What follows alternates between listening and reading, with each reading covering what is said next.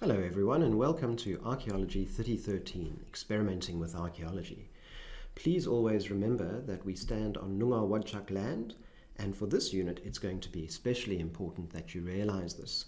Your final assignment is a journey along ARCY3013, the Swan River, and you will be using publicly accessible databases to identify a site both of Aboriginal and of colonial importance and apply project management skills to the before, during and after how you would manage and investigate the heritage of this site from an archaeological perspective. What this video is about is to run you through the LMS of the unit, the Learning Management System, so that you know things like where to go, what to bring, who the staff are, what the unit outline is, what our schedule is, what all the learning material for the 6 weeks are, what course materials there are online, the assessment, what are the different types of assessment, when are they due, what is expected. There's a class prize for this unit, and there are a host of resources that we will organically add to as the unit goes by. And by the way, my name is Sven Usman. I am an archaeologist here at UWA. I've worked in a number of parts of the world, had a lot of fun doing so, and my co-pilots will be Carly Monks and Liesl Gentelli, who have a lot of field and archaeological skill, so we're going to have a lot of fun together. For our 4 on-campus days, where we do our skills, we don't want to spend a lot of time in lecture. We'll meet at the beginning of each day, and I'll run you through the schedule in a minute, and just go through the high points of the day and what's expected. But this video is just to tell you what the unit's about in terms of broad outline as well as specific tasks. And so that frees up time for us to get on with actual doing of archaeology. So on the screen in front of you, you have the ARCY3013 LMS, Learning Management System. So make sure you get onto this, and here in the left-hand navigation bar are all the bits and pieces you need for this unit. So the first 2 weeks, the landing page will be this welcome and getting started. After 2 weeks, I'm going to change it here to learning material, so you get straight into the learning material. But for the first 2 weeks, what you have is this welcome video where Carly, myself and Liesl just run you through a few general things about the unit. The pictures that we have down here are historic drawings of ARCY3013. Notice over here Aboriginal people, notice over here European structures, because this is 30% of your assignment, of your total mark is your assignment.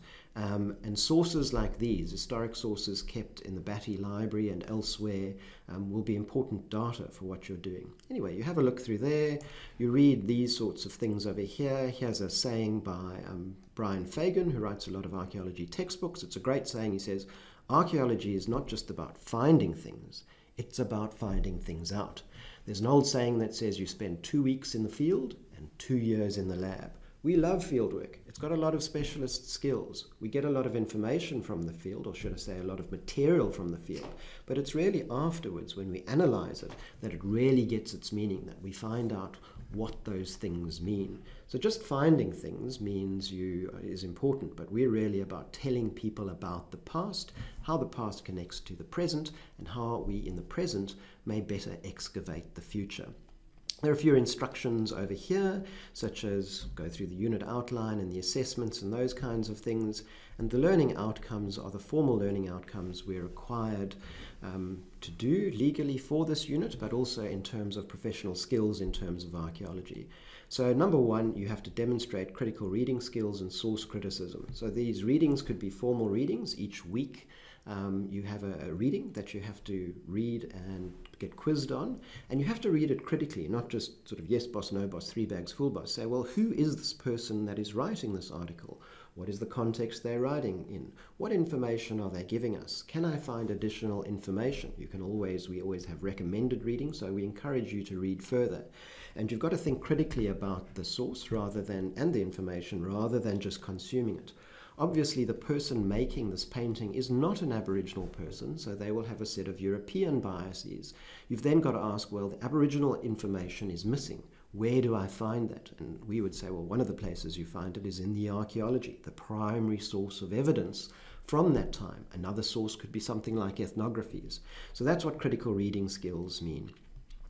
Number 2 is demonstrate an appropriate understanding and implementation of all occupational health and safety standards in the conduct of this unit. So we have to work safely. We add to that there are also legal issues and there are also ethical issues. So we have to work safely, legally, ethically. And we'll run you through the very many compliances that exist out there, and they're not always in sync. Did you know that Western Australia has 3 different heritage laws that don't always agree with each other, that have different penalties, and it's a bit of a mess, but it's a mess that you as archaeological and heritage specialists will have to deal with. It's an interesting mess, and your generation is the generations that's going to sort out that mess, and you're going to need the skills from this unit to do so. Number 3, independently and critically undertake research through the collection and interpretation of archaeological information and implement that research in an appropriate form. So you've got to be able to work in groups, but also here on your own. So you've got to work as a scholar would work. You've got to understand what your problem is. You've got to identify what sources of information are available that help you address that problem. And then you've got to think both analytically in a scientific way and creatively in an artistic way of how you're going to assemble all of that information into a coherent program of work and argument. So for your final assignment, how do you identify what the problem is? Where are all the different sources of information? How are you going to manage a site? What are the legal safety encumbrances? What does the site tell us about human behavior? Does it have heritage potential to open to the public? All sorts of questions like that. So it's a methodical but also creative set of steps. And then finally, demonstrate a critical and reflective understanding of the ethical issues relevant to conducting archaeological work. This is both for this project in particular, this unit in particular, and just more broadly, thinking if I work in archaeology in any place in the world, what is considered ethical? We'll talk a bit about when we are face to face, but sometimes you can have behavior that is ethical but not legal, and behavior that is legal but not ethical, because sometimes either the ethics or the legalities are out of step with how the world has moved on, for example. So it used to be legally so in some countries that women could not do archaeology, but that's ethically obviously a problematic stance. So we deal with issues like that. Righto, so that's just your welcome and getting started page. Pretty straightforward. Now when we move down to the second item, map and what to bring, so you click on that, and what you get is a map starting in reverse order down below of where we will be. So all of our activities happen on the Crawley campus here at UWA, just stone's throw from Perth. Derwal Yerigan is peeking out over here on the right hand side of the image. The Social Sciences building is where archaeology is located. So we will always start off on our 4 campus days here in what we call the fishbowl. It's our teaching lab that has a glassed-in surround. Why it's called the fishbowl. It's in Social Sciences room 193.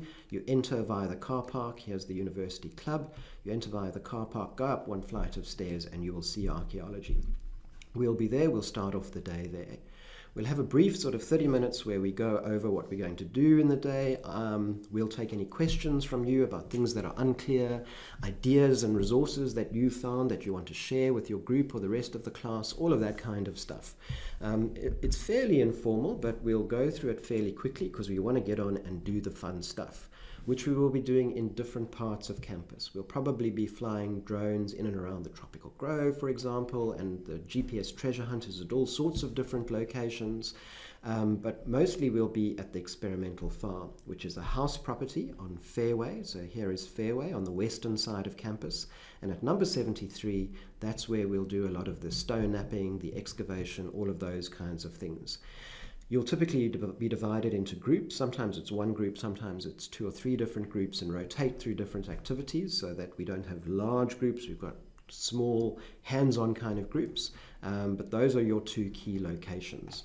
So when we meet at 8 a.m. sharp, please. We've got a lot to do. We end at 4, and we've got typically 2 and 3 activities to get through in the day. We haven't put more activities in because we'd rather do fewer activities in greater detail. So here you go, where do the activities take place? Here it gives you these sort of things. If you're foolish enough not to use public transport, you can bring a car, and you can either pay for parking, or in some of the student bays there's free parking. So you click here, that takes you to another screen where you click here again, and it just gives you some information. on where you can park during the vacation period, which is where the summer school takes place. So there are little things like that. So let's just go back to the learning outline. What to bring. Now this is important for the on-campus days. December and January are hot, and we're going to be outside most of the time. So prepare for hot weather. Wear a hat. Some of us are follically challenged, so hats, sunscreen, make sure you've got water, long sleeve shirts, generally closed shoes. When we work in the lab, our lab safety induction requires that you have closed shoes. If you do not have closed shoes, you cannot enter the lab, for example. Make sure, I would bring some lunch. There are a few places open on campus, but not that many. We'll stop for tea and lunch, but a packed lunch is probably better, and we can keep it in the fridge in the Fairway property or wherever you'd like. Make sure also to bring things to take notes. A clipboard that's got a hard surface or a notebook with a hard surface is good. You want to have a notebook. You also need something that can take photographs, a phone or maybe a camera. You will be working in groups, so if you forget the camera, that's not a big issue. We've also got some that we can lend you from the department. So that's where all of the activities will be taking place, and those are the kinds of things that you need to bring. Anything unclear, email myself, Carly, Liesel, or phone us, or you can go down here to the discussion forum. So the last item under resources, you click on discussion forum, up comes a little thingo that says ask anything and everything here. So remember, archaeology is the only discipline to study all of human history in all of its facets, so we can answer a lot of questions. I don't know that we can talk to your back manager or anything, but you click over here and you're onto a discussion forum. You then just say, right, I want to create a thread, and you write something like, how do I get to campus? And that's your subject, and the message that you have is pretty much the same message. You'll put that there, and yeah, okay.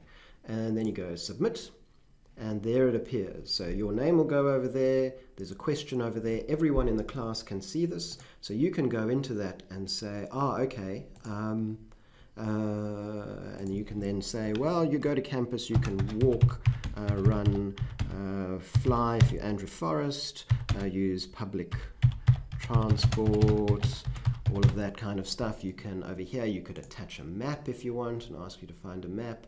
So I could go, right, let's browse my computer for a map. We go in, we go to my desktop, or wherever you keep your images, you find something, oh, we're already there, you find something, oh, I've got lots of things on here. And well, we won't do it right now, but you get the idea. You submit it. One item. No, let's cancel that. No worries. So we do all that sort of thing, and you go submit, and then you can create a thread. So that's a really good way, particularly for a course like this. Often the question that you have will be a question that many other people will have, and if you put it up here, it actually saves us, as the instructors, a bit of work. It's a good way of sharing information. Righto, so who is giving this course?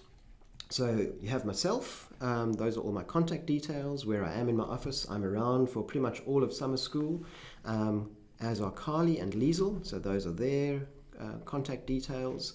There's some images of them. We've got Bob Shepherd, who's doing the guest lecture on metal detecting, so if you've got metal detecting queries, you can contact Bob directly, or you can put them on discussion forum. WA staff, we've got Vicky Richards and a couple of others that are coming over for curation in the last full day of the course, and we might add one or two others over here. So this is just to give a human face to us all. We're all pretty informal in archaeology. We're serious about what we do, but we have a fairly informal style. So those are the preliminaries here: the welcome, the map and what to bring, and who the staff are. Now we get on to the important stuff, the content and then the assessment. So content, the unit outline. You click here, this takes you to the university generated unit outline, where it gives you a summary form of what the content is. It gives you what the general learning outcomes that I've just been over with you are, and it gives you typically the weighting, which is accurate in this case, of what each of the activities are. So for all the quizzes together, it's 10%. For the group work assignments together, all of them, the 4 of them, are 30%, and individual assignments, which are both the 4 individual assignments you do together with the group assignments and your final assignment together, are 60%. And then there's some supplementary stuff. This one isn't all that useful. It's good for a quick glance, but mostly you're going to be using the content that we have. So importantly, we've got the schedule. So let's go over the schedule. So the schedule comes up as an image over here. You can also download it here as a Word document if you want. So let's just go over it week by week over the 6 weeks plus the research week. So week 1, which runs from the 4th to the 8th of December, the topic is simply, what is archaeology? And the on-campus work, it's a virtual week. We don't meet in person. However, we do some online things. So the things you need to do for this week are go through the whole of the LMS, click on everything and anything, and make sure you know where everything is. If there's something missing, confusing, or any of those kinds of things, please let us know, and we will fix it as fast as we can. Bear in mind that this is the first year this unit is running, so it's not necessarily perfect. We've put a lot of work into it, but we always are seeking to improve it, and we want to leave a better unit for next year and the next year and the next year and so on. So go through the LMS. Very importantly, note when all your assignments are due. So you have a quiz due that's each week, you have an individual assignment and a group work assignment due each week, and then the final assignment. So make yourself a little calendar with reminders about when I must do what kind of thing. Know what to bring for your on-campus days, so go back to what shall I bring. You've got to dress like an archaeologist. Also, if you've got any medication or anything like that, please bring that. Let us know confidentially, but we do need to know if you are allergic to bee sting. I'm allergic to bee sting.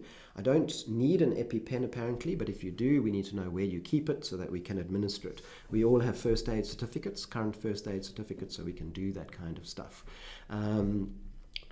Then we have what is an exercise, and I'll go over this in the learning material, but it's on an application called Padlet. It's basically a big sort of like Pinterest board where you put little kind of sticky notes about things, and the thing you'll do for this week, the first week, is put what you think archaeology is. You can put it in text, you can upload an image, you can upload a video, and then you comment on other people's what they put up. It's amazing the number of definitions of archaeology. They're very wide-ranging. There's not necessarily a right or a wrong one. But as the next generation of archaeologists, you are going to determine research agendas, conservation agendas, indigenous engagement, all sorts of issues. So you want to start putting that up to get an idea of the field that you're going into. For me, I actually find that stuff really interesting to see where, I've worked out that I'm probably closer to my death than my birth. So I'm not going to influence archaeology all that much from now on in, but you are, and I'm interested to see where the discipline is going. And then Carly and Liesl and I can comment on those and add contextual information. Always you ask questions. You'll see that's a recurrent theme through here. Questions are great. We love questions, so just keep asking questions. So your assessment in this first week, there is a practice online quiz. It doesn't count for any marks. It's a formative assessment. It's not a summative assessment, but you can do the quiz so that you have an idea of the degree of difficulty of the quizzes and just what they're about. And we'll do that quiz in a few minutes. And then you need to do the Padlet exercise. It's not graded, but this is very much a group exercise work. Everyone needs to contribute, and again, it's formative assessment. It is noted, but it's not formally marked. The marking begins in week 2. So let's move to week 2. So week 2, 11th to the 15th of December, and on the 15th of December, the Friday, we all meet on campus.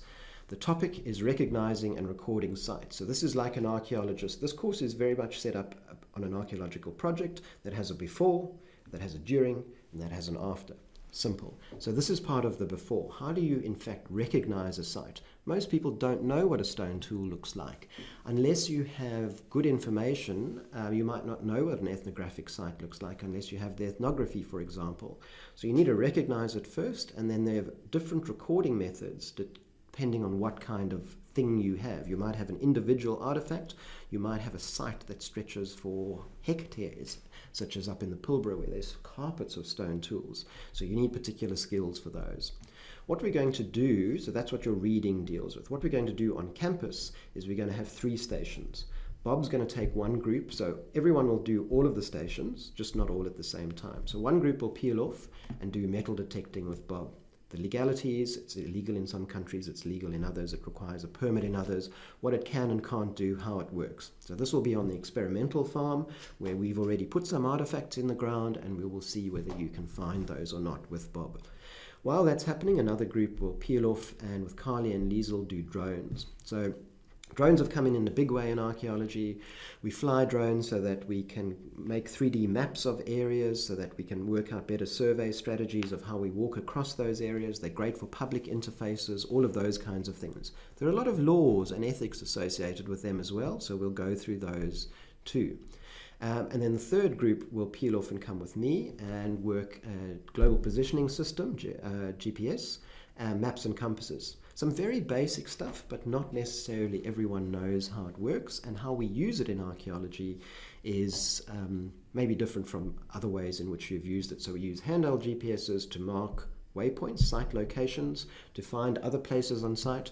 This is going to have a bit of a treasure hunt where you've got to go find different locations using your GPS following a coordinate, what we call a waypoint.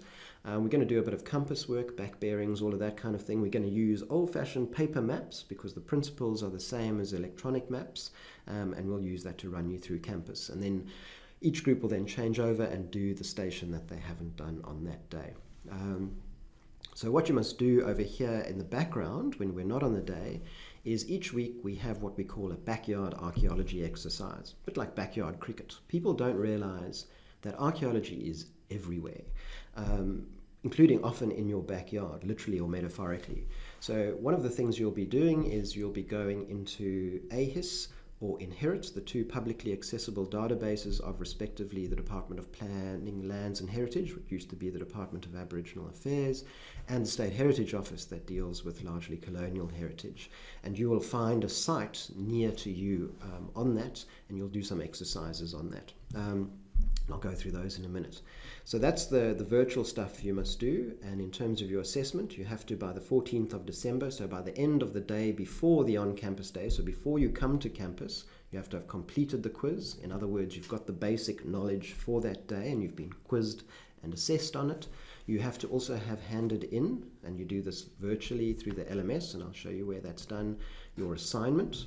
That also has to be done the day before. These are assignments that are sort of 500 to 1,000 words, so not very big assignments, but they need to be very fact-rich.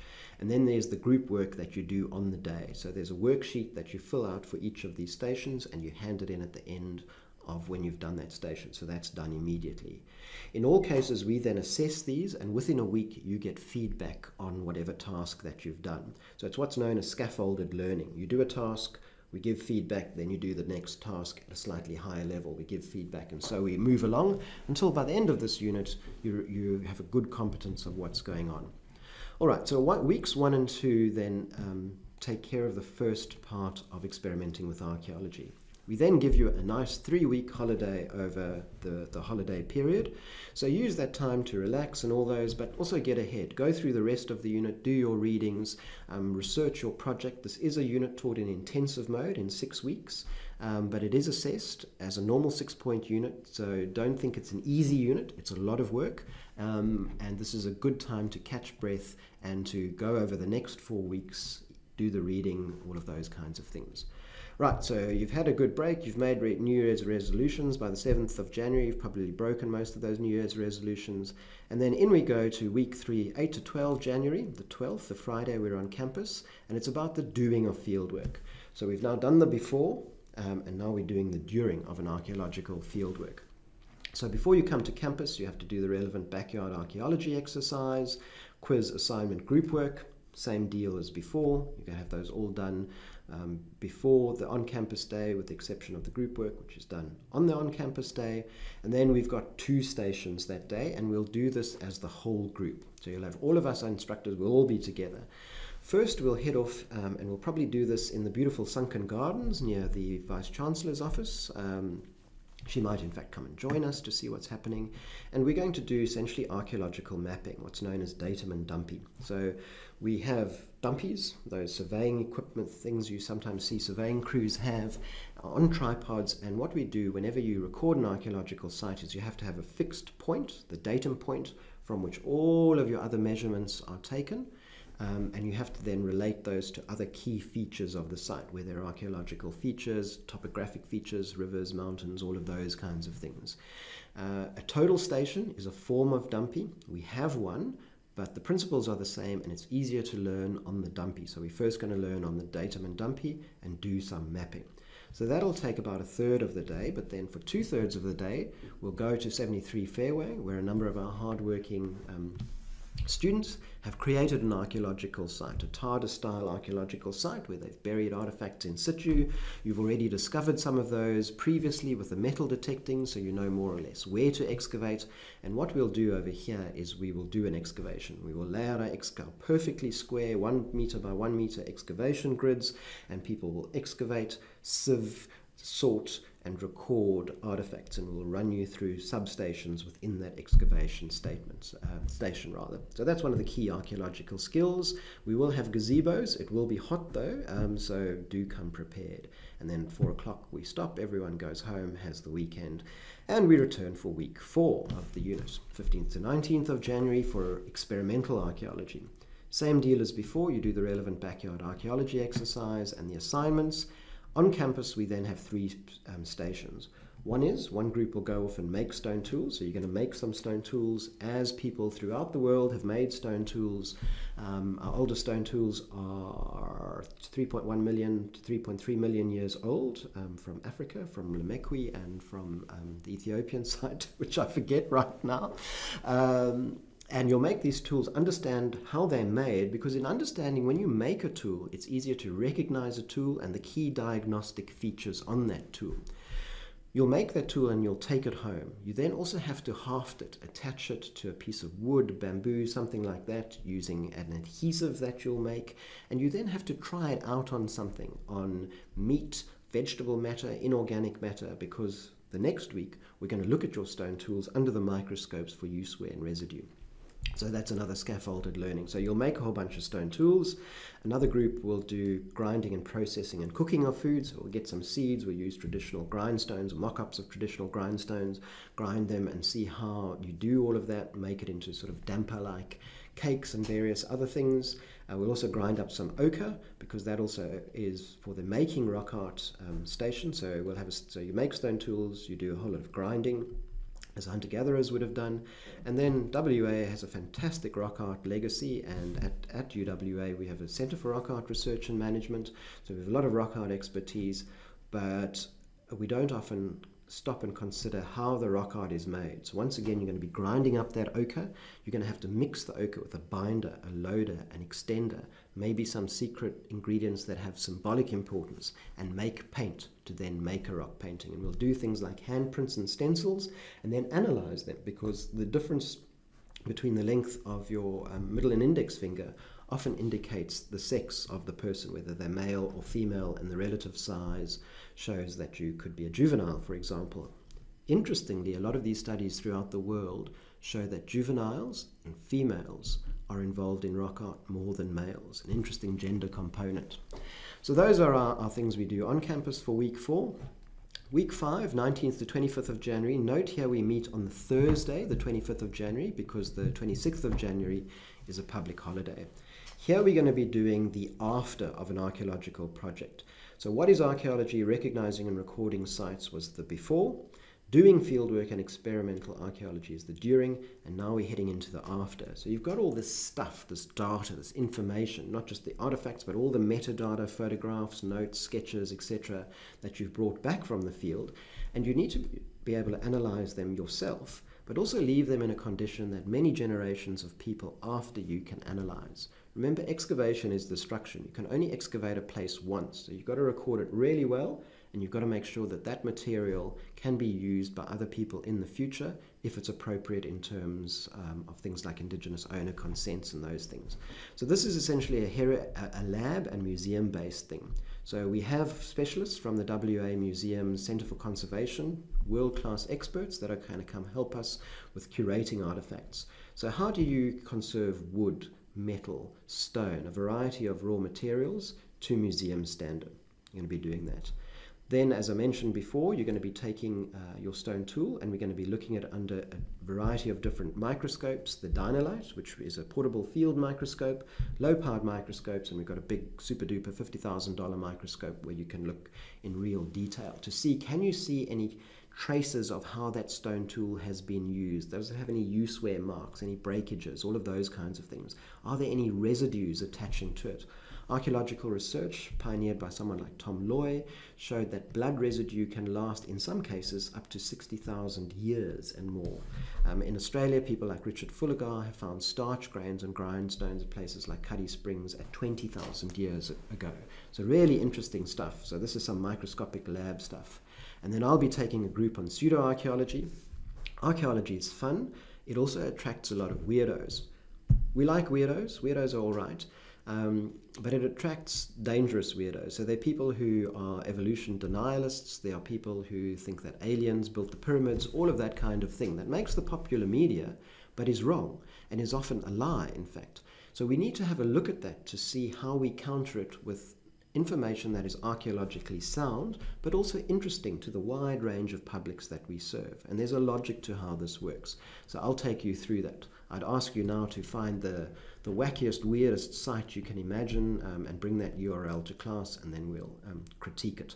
Similarly, you do your backyard archaeology exercise in the What Must I Do between week 4 and week 5. You need to use your stone tool, your hafted stone tool, at some task. Don't tell anyone what you've used it for. We want to see if the analysis can accurately identify that, but you need to be, I don't know, cutting up, if you eat meat, cutting up your steak each day, or if you don't eat meat, you know, work your vegetables and those sorts of things. Righto, so usual assignments. Then we enter into the last sort of couple of weeks, and these are virtual weeks again. So 29th of January to the 2nd of February, we deal with digital heritage futures. So nothing on campus, but we have an extensive online discussion about where are we going with heritage and archaeology in particular. How can the digital space help us? We have a lot of threats to artifacts and sites. We've seen recent things like in Palmyra, the destruction of archaeological heritage. Climate change is flooding areas and destroying archaeology, for example. Can we use things like 3D printing, photography, also websites, in order to preserve versions of those and even to create new products? A lot of indigenous traditional owners in Australia, Aboriginal communities that many of the staff at UWA work with, really like digital technology. It allows a lot of people, old people, young people, to see culturally unrestricted images and places. It's a very powerful medium, but it comes with a whole lot of intellectual property issues. You know, some people say that's not the original, authentic artifact, and it's a copy, and I'm not that happy with it. So all of these kinds of issues, we have another Padlet-type discussion board where we're going to post probably lots and lots and lots of little notes and have these discussions. And then we give you an extra week after the 2nd of February to digest all of our feedback on your assignments to date, because you'll be using the information from all of that to produce your final project. Now, you should be working on your final project from week 1, doing background research, and then getting more intensive as you go along. Because on the 9th of February, that's a hard deadline, you've got to hand in virtually, via the LMS, this final project, about a 3,000-word project on your archaeological site along the river and how you would manage it and research it and make it publicly known archaeologically. So that's the structure of the course. That's what we're going to be doing. And that's quite a lot to take in. So just go through it at your leisure, have a look at it, and have a look at it in conjunction with this next section, which is learning material. So when I click on learning material here on the left, we have, and I'll just reduce them because that's probably how long now. So you have a series of folders called What is Archaeology? If you just see the folder, there'll be a button on the right. I'll just exit preview here. This is my staff view of it. So if I go into learning material, which has run away, you can see I'm slightly different. I've got other administrative things down here. It might appear your unit that you might have folders like this. All you do is you go over here and you open the folder like that. So if I go back to the student preview, how you would see it, it'll take me to the welcome page, go into the learning material page. You have week 1, what is archaeology? So have a little graphic. You have a short descriptor of what the week's about, and then you have the online lecture. Some of these are still in production. The one for the first week will go up the week before the lecture. And there you have what is archaeology and organizational info. So you're looking at this video, for example, and then you'll have a look at the online lecture, which is generally 30 to 40 minutes of Carly, Liesel, or myself running you through a series of PowerPoint slides that cover the main points of both the reading and the topic for that week. We've kept the readings fairly light. So you can see over here you've got about 20 pages of reading from an introductory textbook. If any of you have done a first-year archaeology, you probably will have done some of this before. No harm in going over it again, and you have a series of recommended readings. We do recommend that you do it. This is the minimal reading that you want to do. You want a distinction for this course or a higher distinction, you're going to have to read these and beyond. You can read other things, and if you find particularly good or cool references, let us know and we can include them in this outline. There's then a section on assessment. So here, for example, is the practice quiz. So you click on practice quiz. The quiz isn't available yet. It's in the assessment section where it hasn't become available. You go into quizzes and you can see the quiz, and then you can do the quiz. It'll become available the first week the course starts. So we go back to learning material. You do your quiz. Remember, that's the practice quiz. It says it's an optional quiz, etc. Then you have the activity of what to do. So in this case, the online activity, what is archaeology, is on the Padlet app. So you're going to click here. So you need to create a Padlet account for you so we can see your name. If you find difficulty with that, just put your name in on the post. So you can post all sorts of things over here. You can comment on other people's posts. In fact, we expect that. You've got to be respectful, but that doesn't mean you can't take on hard issues, disagree with people. You can always disagree. We disagree all the time. If you've got 2 archaeologists in a room, you've probably got 4 different opinions. But you do have to give a reason for your disagreement, and it does have to be done in a respectful way. So you click on here, what is archaeology? The app opens, and so what you have over here is, you can see Carly's put a couple of topical things in about Indiana Jones, which I'll get to in a moment. It's just one case study. As things come up in the news, we'll post them in each week. And you just add your app. There we go. Double click. There you go. You put your, so I haven't signed in. I'll just say Sven says archaeology is the most fun you can have with your pants on. In fact, Kent Flannery, a noted archaeologist, said that. And then you might put the reference to it. That would be a plus if you reference a source and put it in. But you can just say what you think archaeology is. As I mentioned in the outline, I once had a Southern African sand person tell me archaeology is a scorpion. These are people who like scorpions, but they're talking about the transformative, how the life cycle of scorpions and how they transform. So when this is all done, if I go on here again, you can see you can record something over there, you can make a video, you can add pictures, you can add a text. So this will all be very interesting to look at. It'll give the class a whole kind of view of what's going on. All right, we go back to the learning material. Here's a fun video from Schmoop. It's done in a fun style, but it's actually informed by some pretty good research. So a lot of these things, there's the URL. If there's something wrong with the LMS, there's a URL option. But otherwise, you click it, it opens in a little window like that. It starts along, and it tells you, We speak student! We speak student. Great. What is archaeology? A la Schmoop. Like, what is it? Really?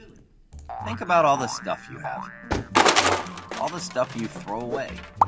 Everything you can see and touch. Without getting into trouble, that is. Now, Right, imagine so you get the idea. There's a whole lot of things you can do there. You can minimize that. And then what has come up is this particular issue about, is this tomb raiding, is it not? This is about the removal of artifacts from Egypt many years ago when laws were different. It was reported in the West Australian, and it's gotten a lot of comment from the Australian Archaeological Association, which we all belong to, and a number of others. It's less about an individual, about an issue, about the looting or not looting or the transmission of cultural artifacts across boundaries. So we deal with hard issues like that. Right, so that's week 1. Week 2, recognizing and recording sites, same sort of deal. picture, description, online lecture. Here you've got a couple of readings, more recommended readings. Here you've got your first backyard archaeology exercise. So the backyard archaeology, where it says backyard archaeology, that also means it's assignment. So this is also the assignment that you do. So the instructions are fairly simple. Find an archaeological site in your backyard. So we're meaning here metaphorically. It could be literally in your backyard, but within about 1 kilometer of your home. We want to make the point that archaeological sites are close by. And then what you need to do is you need to find the site using these two databases. So Inherit and AHIS are these databases. They're publicly accessible. There are no encumbrances to that. You just click on there. It takes you into a separate web page of the Department of Planning, Lands and Heritage. It takes a little while to load. It's got a huge amount of information on it. And what it then displays is a map of the entire state, and country indeed, but it's the entire state. And you then have to find sites. Obviously Perth is there. You're going to want to zoom in to Perth. You're going to want to play with the different layers and say you want to look for registered Aboriginal sites, for example. You'll see it starts loading over here, and it'll show as you go in. Look how beautifully that river is. No wonder people said it's the woggle of the serpent. Note that there's a site up here near Guildford, 40,000 years old. There's another site here, 9,000 years old. A lot of history. And as we go in onto it, so we'll be over here on campus. As it's rendering, it'll start to show you where the registered sites are. So it's just loading the topo maps, all of those kinds of things. So the whole of the river is a registered archaeological site, for example. There we go. So you click on there and it'll load, and up on this side over here, on the left-hand side will come some basic information on the site. That's then a breadcrumb or a clue for you then to follow up on still further information. So you see, registered Aboriginal site, 3536 Swan River, view additional details, and it then thinks again. There's a great deal of information, and it gives you additional details, or it should give you additional details, right? Wow, look at that. So it's giving you a whole lot of details. I'm not going to spend too much time on it because you're going to get tired of my voice. So, and similarly, you can use the Inherit database. Separate government department has a slightly different interface where you have to put in search terms over here, or you can go to the map. I'll leave you to navigate that yourself. Part of this unit is about struggling on your own to find out how things work, but don't struggle unnecessarily. If you're really struggling with something, get hold of us. Either email or phone, and each week on a Wednesday at different times, Carly, Liesel and I are available face-to-face on the Periscope app, and I'll go through that in a moment. So right, so you find a site using these databases and you address questions like, number one, what is this site? What do we know about it? How do we know about it? How was it identified as a site? What recordings have there been? Has it been excavated or not? What sort of legislations cover it? All of that sort of background information that informs later research. And we want you to then include a picture of the site and a map by dropping a pin onto Google Maps. And you then click over here, drop your pin, and so forth. And we give you some resources over here.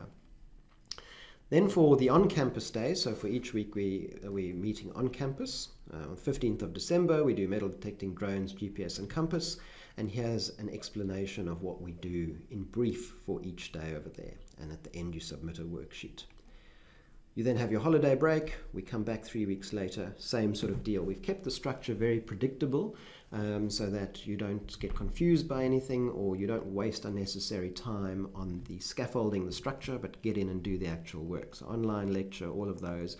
Backyard archaeology exercise. Here's a great little video by Martin Gibbs. He's head of department at UNE now, but he started out, as all good people do, at UWA. And he tells you here how to set up a perfect 1 by 1 meter excavation grid. Righto, Martin, so there are several ways that you can possibly set up a 1 metre square for excavation or for survey. I will just show you one particular way of doing it. Now before I start, one thing to bear in mind is that when you use pegs, pegs have real width.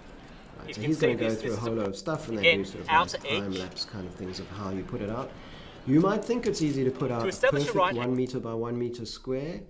We mean 1 meter by 1 meter, not even half a millimeter out. It's harder than you think. So have a look at that and experiment with it for your backyard exercise 2, which is laying out this squid and then adding a photo of what you've done on Padlet. On campus day, same sort of deal, dumpy and excavation, the 2 stations, plus what we're doing. Week 4, experimental, we're doing the same sort of thing. We like experimental archaeology because we like to walk in the footsteps of the people of the past as far as possible. It just gives you a better understanding. Backyard archaeology exercise, in this case you go to the WA Museum's online catalogue and you find an artifact you like. Any artifact. It can be an indigenous artifact, it can be a historical artifact, it can be all sorts of things from stone tools, medals. They've got an astonishing variety of things. One little artifact can tell us a great many things, and there are pages and pages and pages of these things that you can have a look at. So there you go, and have a look at that. So that's the basis of your assignment 3, your Backyard Archaeology 3, where you describe the artifact, its function, and you create a research plan for how you would conserve this, research this, and so on. On campus day, same sort of thing as we're doing before with our stone tools, plant processing, making of rock art. Then in week 5, curation and analysis. This is our last week where we'll have an on-campus day, but you still have to do all the background stuff, the reading, the online lecture, the quiz, the assignment. And in this case, in terms of curation, the Society for Historical Archaeology have a great website in which they run you through how to do an archaeological display. Really, really good and useful stuff. So all sorts of things, and you'll notice here they tell you about all sorts of other stuff, about publishing information, about conservation treatments, all kinds of different kinds of things. So do spend some time on those kinds of things to broaden your knowledge. Alrighty, we just want to go back to our LMS. And in our virtual week on digital heritage futures, picture, image, online lecture, reading, same deal, and then our virtual heritage discussion. We want this to be quite lively, lots of information on it. This is a very new area in archaeology, and so there aren't hard and fast rules. We kind of get to make up some of the rules, so it's not just an exercise, it's real life work. And then you have your final project, which is due on February the 9th. So those are all the learning materials that you have and will be doing. We do have course materials online, so a lot of the readings, if you click here, the hardworking library staff have kindly put up the material. So we've got a lot of material here that is online. If it's not in course materials online, if it's in a journal, for example, that we have an electronic subscription to, then you just go to OneSearch and you put in here and you can look up all sorts of things. You know, archaeology, there's a great video called First Footprints that might be useful. So you look in there, you look in OneSearch, and it then tells you where all the first footprints are. So don't be as shy either to go to the library physically as well. So that's where a lot of the learning materials are and course materials online. Right, so that's the content of the course taken care of. The second to last section is assessment, which is very important. You want to more than pass this course. We like people to do well. So how are we going to do that? So you have a section called My Grade. So this section is where you can chart. There's nothing in here now because I haven't done anything or you haven't done anything. But each assignment that you do, you then see what grade you got for it and what your weighted total for the unit is, so you can track your progress in terms of marks through the unit. In terms of assessment, we have a class prize. This is a serious prize. This is a formal unit of the University of Western Australia, and the best students, which will be based on a combination of academic achievement first, your mastery of practical skills second, and your contribution to the life of the unit third. You then get a class prize and a certificate. So, I already signed it for you. So someone's name goes in there. And this is very much something you can use to build your CV. It's a hands-on practical course. A lot of employers like that kind of thing. So, and we love giving out these prizes. So how does the assessment work? So clicking on assessment, this is a note over here to say that once the final marks, we submit them to the university reserves the right to moderate the marks. In practice, they seldom do this because we put a lot of care into our marking and moderation. Now, you'll see what looks like quite a lot of assignments. I think there are 13 pieces. Get it? ARCY3013, 13 pieces of assignment. Some, like the quizzes, only count 2.5% each. That's not much, although 4 quizzes together, that's 10% of your mark.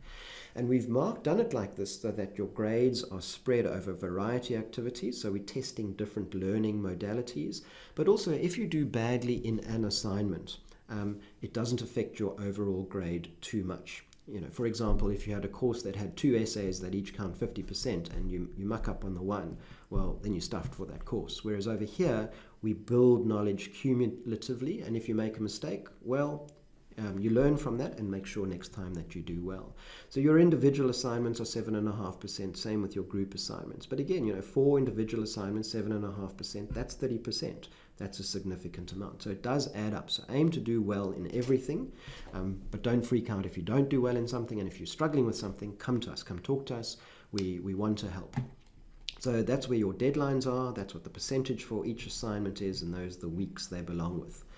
It's there's a document over here that gives you a bit of detail on each assignment. You can download it as Word. So number 1, it just gives you an introduction about what we're testing. It then gives you what our grading scale is. So if you haven't done a UWA course, you know, what's a pass, what's a credit, what's a distinction, what's a higher distinction, what's the grade range and the descriptor for that. I've just put an historic picture of Fremantle, but focusing on the Swan River to Perth to show you this is another one of the types of sources you might be looking at. And here is a very nice assessment overview that goes week by week, what has to be done, what's the percentage, by when, and a description of what you have to do. So the quizzes are simply multiple choice quizzes with a true or false and an image-based question. You get once you've completed the quiz, you submit it, you see what you got right, you see what you got wrong, you see what the correct answers are, for example. Individual assignments, those relate to the theme of each week. You hand those in terms of the assessment portal, and that's down below on the same page. We'll get to that in a moment. And then we assess those and we give you feedback in terms of recorded feedback, and as well as annotations on your 500 to 750 word assignment. And then your group assignments, which you fill in on each day. So that just gives you an overview of what you're doing. So within 7 days, we give you that assignment. Here's a little bit more about what you have to do in terms of quizzes. I mean, they're pretty straightforward. In terms of the individual assignments, here's just a précis of what they are and what we expect in them. If something's unclear, come ask us. Group work, what you have to do in your group work, and the final research project. We'll probably add some additional information to this, but we're keeping it fairly broad at this stage because we don't want you to think necessarily in any particular way.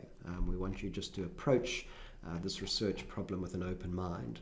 And then do bear in mind we have rules about academic conduct and plagiarism. I never know why people plagiarize. Archaeology is so interesting, and we're really interested in what you have to say. So just say it, you know, say it and support it. You do need supporting information, but you don't need to rip off someone else's work. Your work is what's important. You're the future. We want to see what's going on. But you do need to know what the rules are, so you need to click on that link and find out what the rules are. If there is any instances of academic misconduct, we have to report them. It goes on your transcript, and you could get kicked out of the university, for example. We've never had that happen in archaeology because we get on well and we're clear with our instructions, but just bear that in mind. Alrighty, so if we go back, down below, so your weekly quizzes are here in the folder called Quizzes. Now, nothing's showing for you here, so I'm going to put my instructor view on just to show you the kind of thing what we're going to do. And we'll just do the first quiz. So assessment, there we go, assessment. Here we go, quizzes. So here you can see all the quizzes are set up. Well, that's strange that one's not showing. It should be showing. It says it's enabled. Anyway, you click on the quiz, practice quiz. It opens like that. It tells you a few bit of instructions. You go, yep, okay, that's great.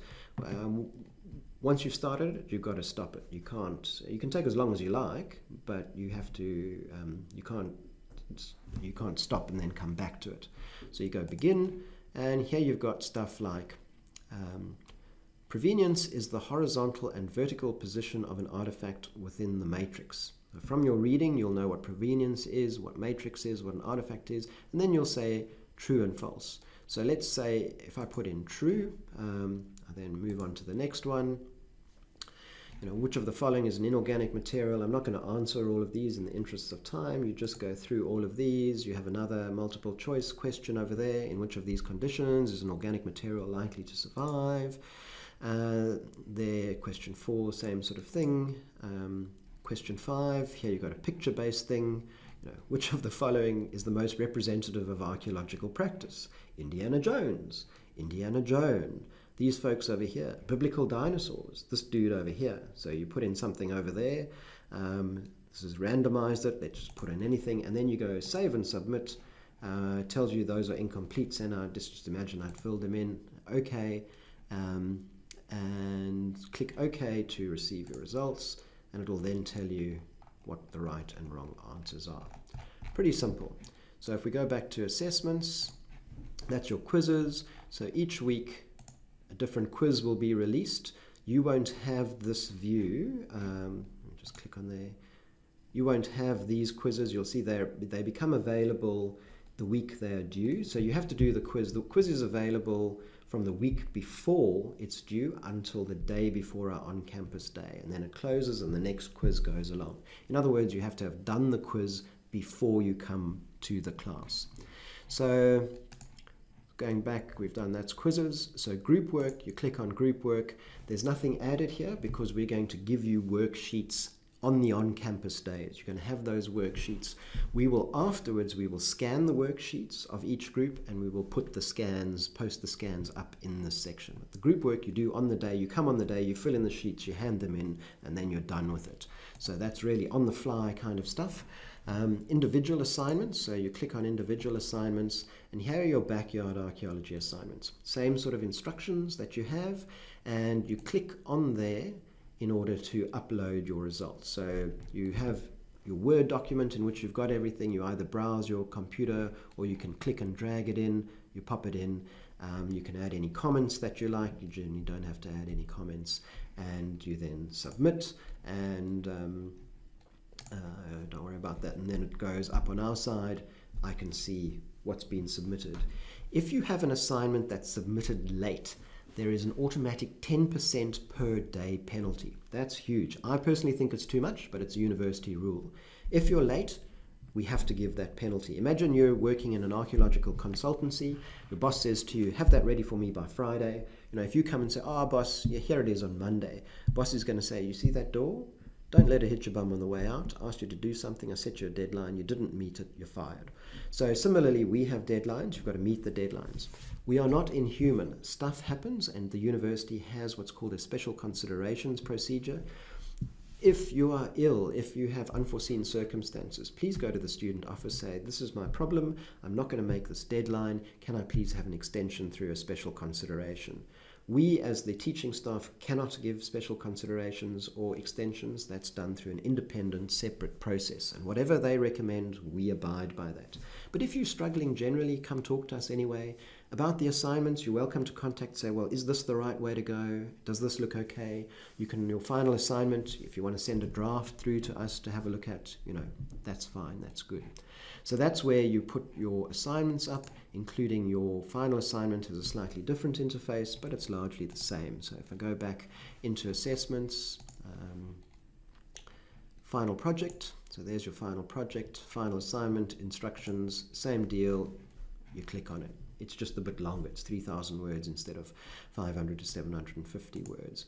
So that's your assessment. We have a particular referencing style. You've got the style sheet there. It's the Australian Archaeology variant of the Harvard system. Get the journal Australian Archaeology, comes out 3 times a year, and just read through it and see how people lay out their arguments and do their referencing is a good way to do. So that's how your assessments work for the unit. As I say, we give you feedback within a short time, and then you should have your final marks within a few weeks of the conclusion of the unit. Finally, what resources do you have available to you? So let me just go back into your student preview mode. You have, I've lost my train of thought. So resources, so you've got student resources. So over here, there are 2 kinds. At the bottom, I've put a folder that has different kinds of things. So if you need IT help, what the university charter of your rights and responsibilities are, student services, if you're having any troubles, physically, mentally, those sort of things, library study guides, there's a useful assignment date calculator, plagiarism warning. So those are general university-wide things, but we then also have stuff for this project. So materials for your final project will go in there. And those will be added by yourself and myself as the unit goes along. Other resources, so we've got things in there that will probably, I've left some of them out over here. So we've got the AHIS database, the Inherit database. the Australian Archaeological Association Code of Ethics, the ACA, the Consulting Archaeologist Code of Ethics, and this will grow as the course goes along and you can draw resources from there. And then you have the discussion forum where you can ask anything.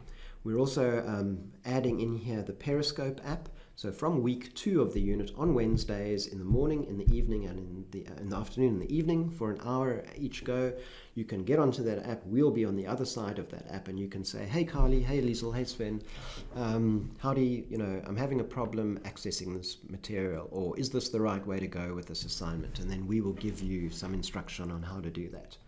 So I know that's quite a lot to take in. I think I've been going for an hour now, just on an hour, but it's important that you understand what this unit is about, how the LMS works, so that we don't have to spend much time on it when we have our precious on-campus days. Happy to take any and all questions. It's going to be a lot of fun. We're pretty flexible about a lot of things, so don't be shy to voice your opinion and say, hey, wouldn't this work better like this? Or the on-campus days would do well with the addition of this extra station. Here's a cool reading, you know, any of those kinds of things. We're pretty much open to those. So in sum, this unit is about an archaeological project. It's before, it's during, after. It's got a bunch of specialist skills. Don't be terrified by them at all. Often we have art students saying, we can't do science. Everyone can and does science. Making that pigment, that's chemistry. You're mixing a binder, a loader, an extender, and other ingredients in a particular ratio from certain substances to produce another substance. Straight chemistry, people have been doing it for hundreds of thousands, if not millions of years. And that's the exciting space that we're in. So ARCY3013, Experimenting with Archaeology. We'll see you on the 15th of December. Until then, we'll see you virtually. Please go through the unit, and in the first week of the unit, just pepper us with any and all questions. We'll definitely get back to you on that day, often fairly instantly, sometimes within an hour. So this is me. I'm off to go actually wander down the Swan River, and look forward to meeting you all. Cheers, folks.